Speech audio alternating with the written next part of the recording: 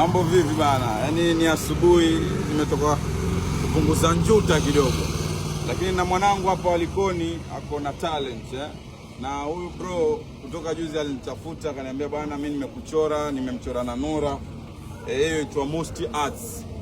Huyu bwana ana talent, na kama mnavyoona hizi picha ndo ametuchora. Amemchora mimi, amemchora na Nura hapa kama mnavyoona. Mashallah, huyu dogo ana talent sana wallahi. Ana talent sana. So mimi kitu naomba ni kwamba tuweze kumsupport. Mwanzo tuweze kumfollow Musti Arts, watumia hiyo, si ndio? TikTok watumia hiyo. Official Musti Arts. Tuweze kumfollow. Lakini pia kama unataka kuchorewa mpenzi wako, unataka kuchorewa wewe mwenyewe, unataka kuchorewa mtu wako ambaye unampenda, unamthamini, mtafute huyu bwana atakuchorea.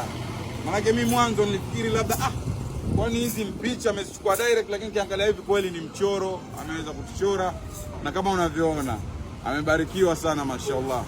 Bro, shukran sana kwa hizi zawadi.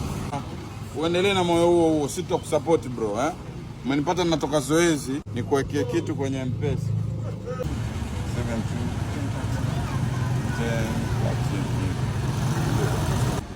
Kwa hiyo ukimsupport dogo kama huyu, umenisupport mimi, umesupport talent yake, umesupport jamii yote kwa jumla. Kwa hiyo shukran sana bro. Salamu zako nitazifikisha kwa Nura. Mwenyezi Mungu akubariki. Sawa.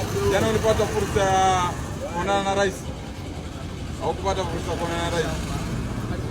Tukati tamaa inshallah utamuona rais, kwa sababu najua wiki ijayo pia nafikiri atafika tena huku Pwani.